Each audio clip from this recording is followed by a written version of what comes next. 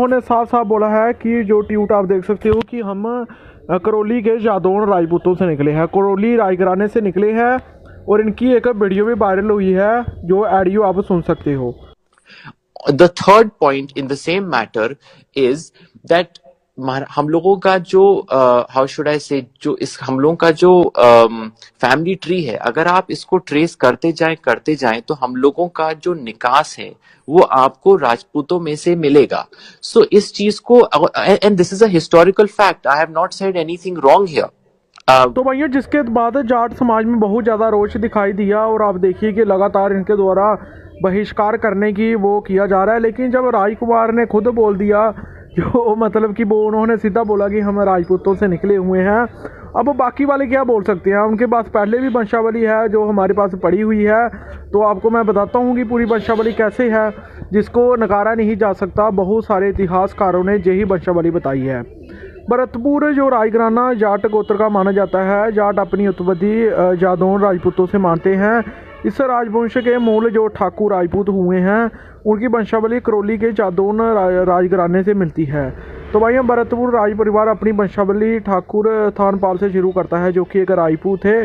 ठाकुर थानपाल के कई पुत्र हुए, जिनमें से एक ठाकुर धर्मपाल सबसे बड़े और ठाकुर मदनपाल तीसरे नंबर के पुत्र थे। ये सभी राजपूत थे। ठाकुर मदनपाल के वंश में ठाकुर बालचंद्र पैदा हुए, इतने तक राजपूत ही थे। आगे ठाकुर बालचंद्र की राजपूत पत्नियों से कोई संतान नहीं हुई, परंतु उनकी एक जाट पत्नी से उन्हें 2 संतान हुई, जिनका नाम बिज्जी और सिज्जी था।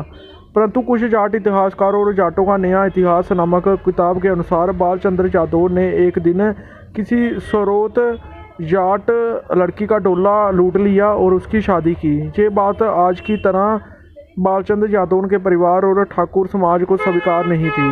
मतलब कि ठाकुर जो राजपूत हैं उनको स्वीकार नहीं हुआ, और उन्होंने जो संतान थी उनको राजपूत समाज ने नहीं अपनाया। क्षत्रियों ने सदा ही रक्त और वर्ण की शुद्धता पर विश्वास किया है, और उनका यही शातर धर्म भी सिखाता है। परिणाम स्वरूप ये परिवार राजपूत बिरादरी से अलग हो गया और जाटों से ही रिश्ते करना शुरू कर दिया, और बाद में ये जाट बिरादरी में मिल गया। तो ये इतिहास है जो भरतपुर वालों का। आप खुद देखिए कि 17वीं सदी से पहले कोई भी जाट नाम का कोई शब्द मिलता ही नहीं, इतिहास में कोई भी राजा नहीं हुआ है। तो जो ये राजा थे भरतपुर वाले, बाद में इनको जो जयपुर के जो सूर्यवंशी जो राजपूत थे, इन्होंने ही इन चंद्रवंशी जादौन राजपूतों से निकले हुए भरतपुर वालों को थोड़ी सी जागीर दी थी। तो सभी भाई वीडियो को ज़्यादा से ज़्यादा शेयर करें कि उन्होंने सब मान लिया है।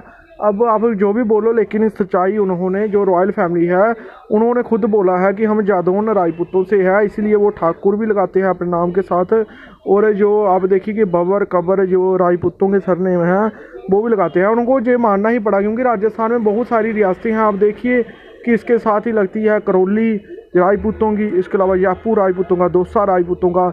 अब आगे पीछे जितनी भी है, चाहे जालौर हो, सिरोही हो, मेवाड़ हो, राजसमंद हो, बीकानेर हो, जैसलमेर हो, जोधपुर हो, जितनी भी रियासतें हैं राजपूतों की है। एक छोटा सा भरतपुर था, उनके जो वो है उन्होंने भी अब मान लिया है।